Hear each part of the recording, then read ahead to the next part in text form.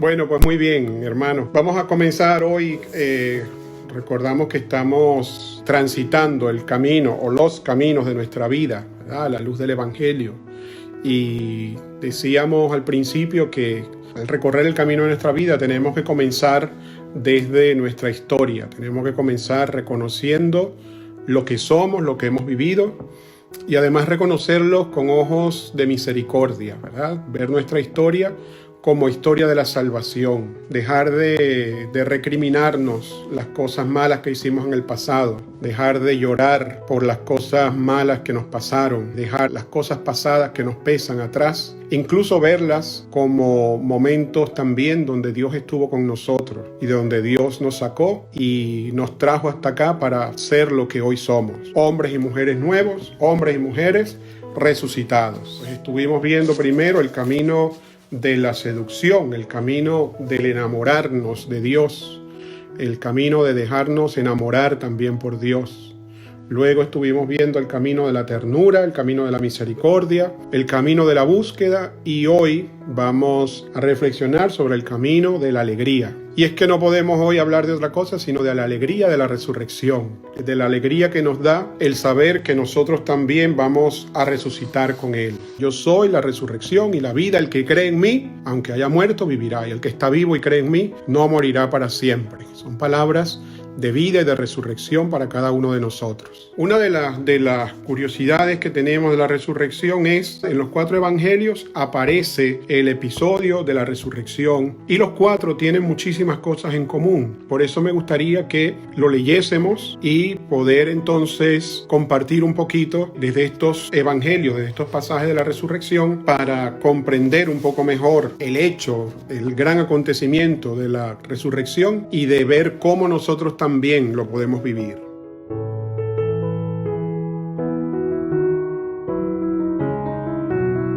Pues vamos a ponernos en la presencia de Dios, invoquemos al Espíritu Santo, que Él que inspiró las Sagradas Escrituras, inspire también nuestra mente, nuestro corazón, que nos inspire lo que debemos conocer, lo que debemos sentir y aquello que debemos transmitir.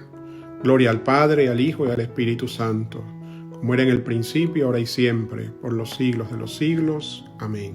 Pues vamos a comenzar, hermanos, con el Evangelio de Marcos. Tiene el episodio de la resurrección en el capítulo 16, el versículo del 1 al 8. Pasado el sábado, María Magdalena, María la de Santiago y Salomé compraron perfumes para ir a embalsamar a Jesús. El primer día de la semana, muy de madrugada, a la salida del sol, fueron al sepulcro. Iban comentando: ¿quién nos correrá la piedra en la entrada del sepulcro? Pero al mirar observaron que la piedra había sido ya corrida, y eso que era muy grande. Cuando entraron en el sepulcro, vieron a un joven sentado a la derecha, que iba vestido con una túnica blanca. Ellas se asustaron, pero él les dijo: no se asusten, busca a Jesús de Nazaret, el crucificado, pues ha resucitado. No está aquí. Miren el lugar donde lo pusieron. Ahora vayan y digan a los discípulos y a Pedro: Él va delante de ustedes a Galilea, y allí lo verán tal como les dijo. Ellas salieron corriendo del sepulcro, llenas de temor y de asombro, y no dijeron nada a nadie por el miedo que tenían. Palabra del Señor. Gloria a ti, Señor Jesús. Vamos ahora al Evangelio de San Lucas y vamos también a leer estos primeros versículos del capítulo 24 de Lucas. Y dice: el primer día de la semana, al rayar el alba, las mujeres volvieron al sepulcro con los aromas que habían preparado y encontraron la piedra del sepulcro corrida a un lado. Entraron, pero no encontraron el cuerpo del Señor. Estaban aún perplejas cuando 2 hombres se presentaron ante ellas con vestidos deslumbrantes. Ellas, llenas de miedo, hicieron una profunda reverencia. Ellos dijeron: ¿por qué buscan entre los muertos al que está vivo? No está aquí, ha resucitado. Recuerden lo que les dijo cuando estaba en Galilea, que el Hijo del Hombre debía ser entregado en manos de los pecadores y que iba a ser crucificado y que resucitaría al tercer día. Ellas se acordaron de estas palabras y al volver del sepulcro anunciaron todo esto a los 11 y a todos los demás. Fueron María Magdalena, Juana, María la de Santiago y las demás mujeres que estaban con ellas, las que comunicaron estas cosas a los apóstoles. Pero ellos pensaron que se trataba de un delirio y no le creyeron. Pedro, sin embargo, se levantó y fue corriendo al sepulcro. Al asomarse solo vio los lienzos y regresó a casa admirado por lo sucedido. Palabra del Señor. Gloria a ti, Señor Jesús. Vamos ahora a leer el Evangelio de Mateo en el capítulo 28, los primeros 10 versículos, del 1 al 10. Pasado el sábado, al alborear el primer día de la semana, fueron María Magdalena y la otra María a ver el sepulcro. Y de pronto tembló fuertemente la tierra, pues un ángel del Señor, bajando del cielo y acercándose, corrió la piedra y se sentó encima. Su aspecto era como de un relámpago y su vestido blanco como la nieve. Los centinelas temblaron de miedo y quedaron como muertos. El ángel habló a las mujeres: ustedes no teman, ya que sé que buscan a Jesús el crucificado. No está aquí, ha resucitado como había dicho. Vengan a ver el sitio donde yacía y vayan a prisa a decir a sus discípulos: ha resucitado entre los muertos y va por delante de ustedes a Galilea. Allí lo verán. Miren, se los he anunciado. Ellas se marcharon a toda prisa del sepulcro, llenas de miedo y de alegría. Corrieron a anunciarlo a los discípulos. De pronto, Jesús les salió al encuentro y les dijo: alégrense. Ellas se acercaron, le abrazaron los pies y se postraron delante de él. Jesús les dijo: no teman, vayan a comunicar a mis hermanos que vayan a Galilea. Allí me verán. Palabra del Señor. Gloria a ti, Señor Jesús. Y por último, vamos a leer el Evangelio de Juan. El primer día de la semana, María Magdalena fue al sepulcro al amanecer, cuando aún estaba oscuro, y vio la losa quitada del sepulcro.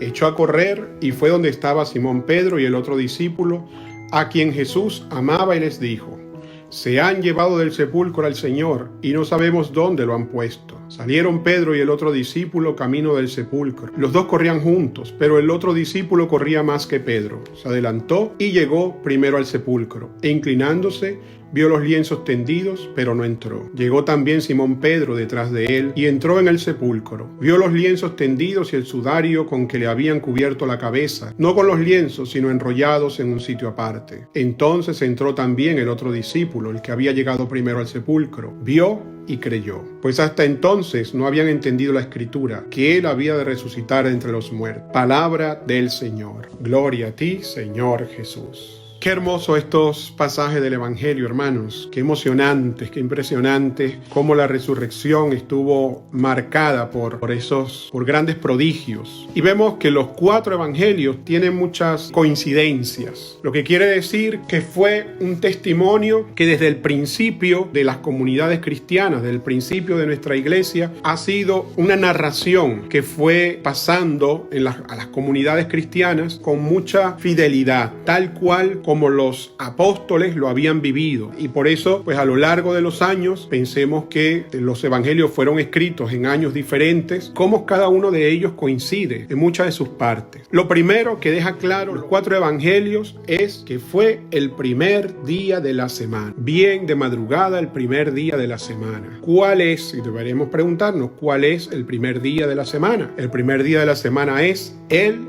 domingo, el día del Señor. Cuando escuchábamos en la vigilia pascual la primera lectura del libro del Génesis, allí leemos cómo Dios va creando el mundo, y el séptimo día descansó. Por eso en el Antiguo Testamento el pueblo judío guardaba el sábado como el último día de la semana, día de descanso, porque debía dedicarle ese día al Señor y descansar también, dedicarlo a Dios y al descanso. Es entonces para el pueblo judío el último día de la semana, el sábado. Cuando hablan del primer día de la semana, se están refiriendo al domingo, que todavía no tenía ese nombre, es verdad, pero por eso lo marcan como el primer día de la semana. Y por eso los cristianos tenemos el domingo como primer día de la semana y como el día central de nuestra semana. El día más importante de la semana es el domingo. Todos los domingos vamos nosotros rememorando este domingo de resurrección, este domingo de Pascua. Todos los domingos del año son extensión del domingo de resurrección. Cada domingo nos reunimos en asamblea precisamente para celebrar a Cristo resucitado. En segundo lugar, habla de María Magdalena, de María la Magdalena y de otras mujeres. En algún evangelio dice que fue una, que fue María solamente. En otro evangelio fueron dos, o fueron tres, o fueron más, ¿verdad? Pero allí las primeras que fueron de madrugada al sepulcro del Señor fueron las mujeres. ¿Dónde estaban los apóstoles? Pues quién sabe. ¿Estarían durmiendo? Puede ser. ¿Estarían escondidos, todavía aturdidos por lo que le había pasado a Cristo? Seguramente que sí, ¿verdad? Sin embargo, las mujeres asumen el riesgo de salir muy de madrugada para embalsamar el cuerpo del Señor. Ellas no estaban pensando en ir a ver si había resucitado o no. Ellas no estaban pensando que iban a encontrar el sepulcro vacío. No. Habían comprado unos ungüentos, unos perfumes para embalsamar el cuerpo de Cristo muerto. Fueron como en luto, fueron en tristeza, fueron en aquella oscuridad que envolvía no solamente la madrugada, sino la oscuridad interna de su corazón, llorando al maestro que había muerto. Y sin embargo, al llegar allí, se encuentran con ese episodio magnífico de la resurrección. Y en los 4 evangelios hay una palabra: no teman. Cuando Jesús se aparece a las mujeres, le dice: alégrense. Pero antes de eso está la palabra del ángel o de los ángeles que les dice: no teman. No teman, porque ustedes buscan entre los muertos al que vive. Ustedes están buscando entre los muertos al que ha resucitado. Y les dan una misión de ir a anunciar a los discípulos que Cristo ha resucitado. Las mujeres son las que reciben la misión de parte de los ángeles de llevar la buena noticia a los apóstoles. Fíjense qué importancia le da la palabra de Dios a las mujeres. Jesús reserva ese momento de la resurrección primero a las mujeres. Si los evangelistas hubiesen escrito la resurrección para convencer a los lectores del evangelio que Cristo había resucitado, no hubiesen buscado, no hubiesen puesto allí de protagonistas a las mujeres, porque para el pueblo judío, para el pueblo de Israel, las mujeres no eran testigos confiables. Y discúlpenme las mujeres que me escuchan, pero así era. Las mujeres para el pueblo judío no eran testigos fieles. Normalmente el testimonio que valía era el de los hombres. Por eso, si los evangelistas hubiesen querido escribir el evangelio para convencer a los lectores, hubiesen puesto a los apóstoles en primera línea, hubiesen puesto a los hombres que fueran testigos de la resurrección. Sin embargo, no fue así. Estos evangelios no están escritos para convencer, están escritos para creer, para que los creyentes puedan vivir este acontecimiento de la resurrección. El evangelio, los evangelios de la resurrección no están escritos para los que no creen, están escritos para los que, creyendo, afirmen su fe en Cristo resucitado, porque no aparecen pruebas fiables de la resurrección. Objetivamente, no aparecen pruebas fiables en los evangelios de la resurrección. Aparecen los testimonios, aparecen testigos que son fáciles de rebatir para aquel momento, para aquella época. Primero, las mujeres como testigos de la resurrección. Y segundo, el sepulcro vacío. Son dos elementos que para el pueblo de Israel, para el pueblo judío, para el pueblo del tiempo de Jesús, casi que daban risa. O sea, si se acercan los evangelistas a convencer a los judíos con estos argumentos, pues me imagino que se darían media vuelta y no les creerían, tomarían por tontos o por locos. Pero nosotros sabemos, hermanos, que no es una mentira. Sabemos que es la gran verdad de la historia, que Cristo resucitó.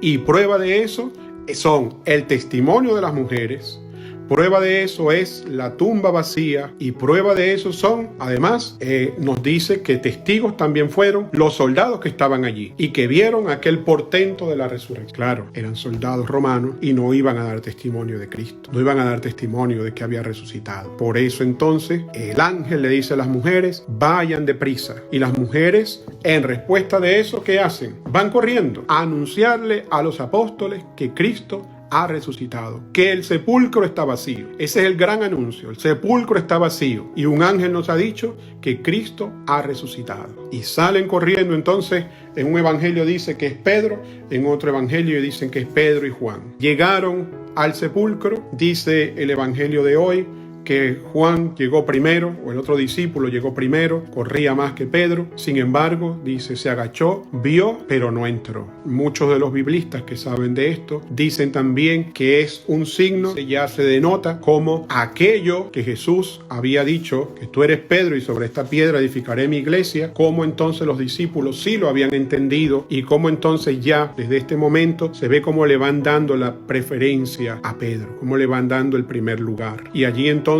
espera que Pedro entre. Y luego entró el otro discípulo, vio y creyó. Y lo que encontraron, los lienzos tendidos y el sudario con que le habían cubierto la cabeza, no con los lienzos, sino enrollado en un sitio aparte. Eso es un signo para estos Pedro y Juan y las mujeres que eran judíos, era un signo, era una clave para decirles que Él volvería, que Él se había ido, que Él había resucitado, pero que Él va a volver. Leía yo que había leído algún libro, un artículo, donde se dice, analizando este pasaje del Evangelio, que en la cultura judía, cuando se hacían las grandes comidas, las comidas importantes, pues por supuesto todos tenían su comida, tenían sus servilletas, y que si alguno se tenía que parar de la mesa, alguno se levantaba de la mesa, la servilleta, depende de cómo pusiera la servilleta, indicaba si ya había terminado o si volverías a seguir comiendo. Si sencillamente tiraba la servilleta, si la dejaba de cualquier manera, era para decirle a los que estaban sirviendo que ya había terminado, que ya se levantaba y que ya se iba. Sin embargo, si la persona por cualquier motivo tenía que levantarse de la mesa y tenía la intención de volver para seguir comiendo, para seguir hablando, charlando, él tomaba la servilleta y la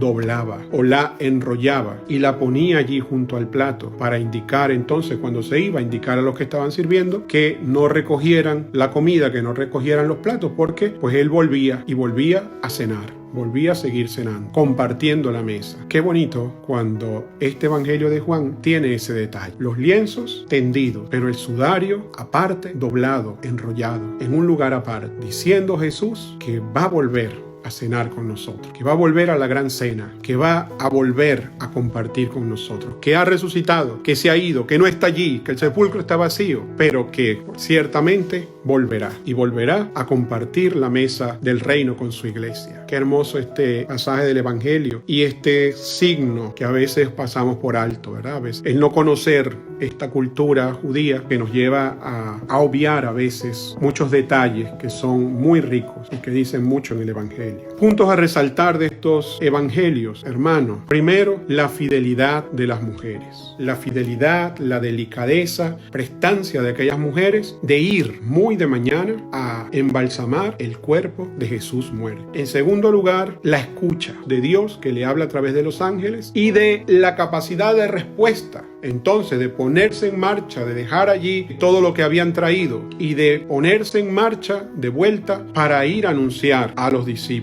el profundo amor que les mueve a correr entonces llenas de alegría. Venían caminando despacio entre oscuridad y tristeza y vuelven pronto, vuelven corriendo, vuelven alegres, vuelven llenas de luz para anunciar el Evangelio, para anunciar que Cristo ha resucitado, para anunciar la vida. Creo que acá ante este texto pues se nos invita a nosotros a pensar primero en la resurrección de Cristo, a vivir la resurrección, a convencernos, a saborear la resurrección de Jesucristo, a vivir realmente la alegría de la resurrección, que no sea una alegría solamente de risa, sino una alegría profunda que nace, que brota del corazón, que se siente amado, que se siente perdonado, que se siente rescatado, que se siente resucitado por Cristo. Vivir entonces la alegría de la resurrección. Y tendríamos que pensar también en nuestra propia resurrección, hermano, porque esa es nuestra meta. Nuestra meta como cristianos es la resurrección, es el cielo. Nos da miedo pensar en la muerte, pero no tenemos que tener miedo a la muerte. No podemos estar viviendo entre el miedo, entre la incertidumbre, entre la inquietud que a veces nos sobrecoge,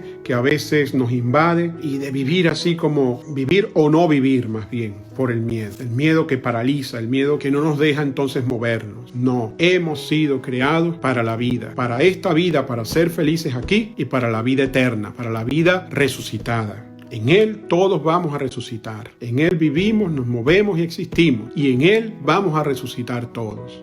Y esa es nuestra fe. San Pablo dice, si Cristo no hubiera resucitado, vana sería nuestra fe. Y cada uno de nosotros debe creer, como esa piedra angular de nuestra fe, en Cristo resucitado. Pero creer en Cristo resucitado es creer que nosotros también vamos a resucitar con Él. Que nuestra resurrección está asegurada. Y está asegurada porque es fruto del amor que aquí nosotros vivamos. Frutos de ese amor dado y recibido. Por eso decíamos que tenemos que vivir en el amor. Tenemos que dejarnos amar por Dios. Antes de aquel primer mandamiento de amar a Dios sobre todas las cosas, tenemos que dejarnos amar por Dios. Tenemos que sentirnos profundamente amados por Dios para responder a ese amor con amor entonces de nuestro corazón, amándolo a Él sobre todas las cosas y amando también a nuestro prójimo, porque allí está Él presente. Abandonar nuestros miedos, hermanos, abandonar nuestros miedos, no vivir con miedos, abandonar un poco los esquemas mentales, nuestras seguridades y vivir la novedad de la resurrección. Vivir y esperar desde la fe en el amor de Dios. Y a veces se pierde la vida, se pierde lo más importante, se pierde lo que realmente es esencial en nuestra vida por estar sumergido en las preocupaciones y en los problemas de la vida. Y dejamos de amar a Dios, dejamos de manifestarle el profundo amor de Dios. Y dejamos de amar a los nuestros, dejamos de amar a nuestra familia. A veces entre la misma familia pasamos días, a veces semanas sin hablarnos, sin llamarnos, sin visitarnos. ¿Cuántas veces alguien, un amigo nuestro, un amigo cercano se enferma y voy hoy, voy mañana, voy después, hoy no pude porque tuve muchas cosas? Y pasa el tiempo y a veces nos queda el dolor que esa persona muere y decimos, ay, no fui a visitarlo, no fui a verlo. Mira que tenía la intención de ir al hospital o de ir a su casa a visitarlo y no pude ir. A veces son excusas que nos inventamos. A veces es nuestra propia comodidad. Mire, uno saca el tiempo para lo que uno realmente considera necesario. Cuando uno le importa algo o cuando uno le importa verdaderamente a alguien, uno saca el tiempo de donde no tiene. ¿Para qué no tenemos tiempo? Para lo que es secundario en nuestra vida. ¿A qué realmente le damos importancia en nuestra vida? ¿Qué es lo que realmente está en primer lugar? Por eso, como última reflexión de este retiro, pues me gustaría invitarme a mí también. Cuando les hablo a ustedes, me hablo a mí mismo. No se crean que yo lo que hablo lo vivo a perfección. Estoy yo también en camino igual que ustedes. A que pongamos nuestra mirada en lo esencial. A que pongamos nuestro interés, que pongamos en primer lugar lo que verdaderamente es importante en nuestra vida. Busca primero el reino de Dios y su justicia, y lo demás vendrá por añadidura. Pues así, busquemos, vivamos desde la resurrección del Señor. Vivamos su amor, vivamos su misericordia, para que todo lo demás en nuestra vida comience a tener forma, comience a tener consistencia. Porque muchas veces nuestros proyectos no salen bien, muchas veces las cosas de nuestra vida no marchan bien, muchas veces nuestra familia no anda bien, precisamente porque Dios no es el primero. Porque hemos puesto otras cosas primero que Dios. Pon a Dios primero en tu vida y verás cómo lo demás se va arreglando. Pon a Dios primero en tu vida para que veas cómo las demás cosas van encontrando su lugar. Cuando el resucitado sea tu prioridad, allí entonces encontrarás la verdadera felicidad. Mis hermanos, que Dios los bendiga. El Señor esté con ustedes y la bendición de Dios Todopoderoso, Padre, Hijo y Espíritu Santo, descienda sobre ustedes y les acompañe siempre. Amén.